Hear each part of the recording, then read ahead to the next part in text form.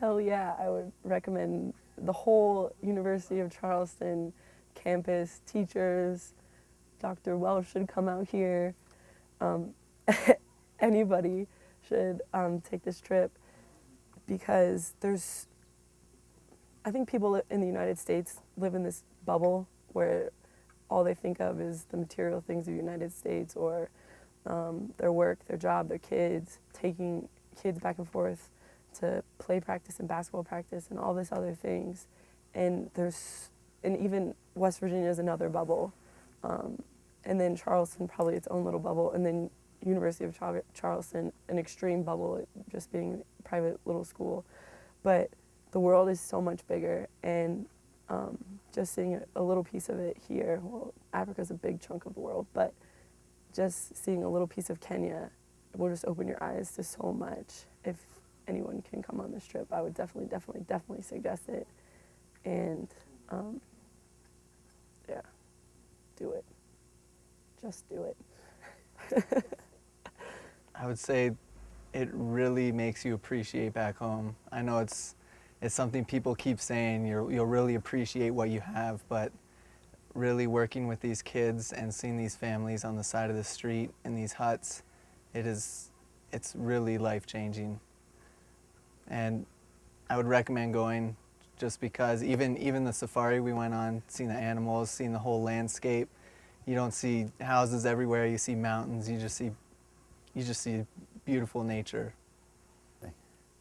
I think that if you are an Americanized person and you're not willing to humble yourself and be accepting that there are other cultures that have lived for generations that are outside the scope of what's normal for us, I think maybe you should reconsider the class and maybe not be a part of the trip.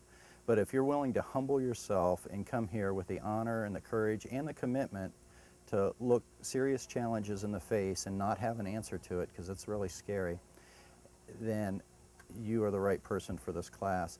I think the best way to describe that would be that it's just love. It's even, to go biblical, it says the greatest of these is love. If you can just love and appreciate the stripes that another human being goes through, it will make all the difference in this.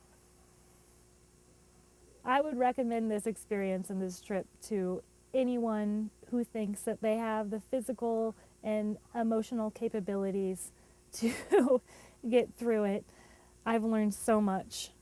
I've changed so many assumptions, but I still haven't learned how not to have to pee on bumpy roads. And that's one thing. In Kenya, you'll find that bathrooms are few and far between, and some are difficult to go into, all others are wonderful. But that was my biggest challenge with Sometimes the refuge is meant for the west, women to the west. right. I preferred using the restroom outside in the bush. I would definitely recommend future UC students definitely going on this trip. It not only brings you closer as a group, but you also get to learn more about yourself. Like, it definitely makes you feel more confident in yourself, almost, like knowing that, I can be on my own, I can survive in the wilderness, like, I can get along with people that I might not get along with so much in school together, but just being on the trip also allows you to really experience things in a whole new way, because you're not in this structured classroom with your professors. You get to learn more about them and, like, see sides of them that you've never seen before.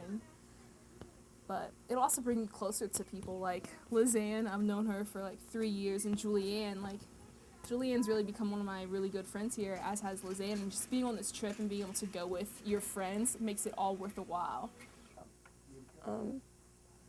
I don't think anything I learned this week someone could have told me in a class, because our Kenya class, we tried to look at the patriarchal society. We tried to look at even geographically the location and the different highlands, all the different parts of Kenya.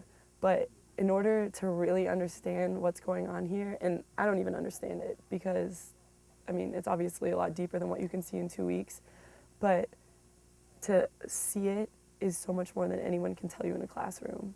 So that was really cool. And then a lot of our classes this year talked about just doing one small thing and how much that can affect. We talked about it in Kenya class, we talked about it in a couple of sports classes, we talked about it in capstone, how just doing one thing can have like a ripple effect and affect so many people.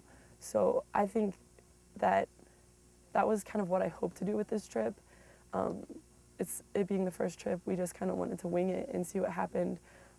And we didn't really know what was going to happen, but just the small donations that people gave to us let us help in a small way to get these schools balls and soccer gear and jump ropes and all this other stuff, and then that will help the kids in the school become better, and then that will help hopefully their communities and so on and so forth, and then maybe someday those kids will remember what we did for them and maybe reinvest in their community, or I mean, who knows what's going to happen. And so seeing the small things that happened at Charleston and then how they affected here was really, really, really amazing to see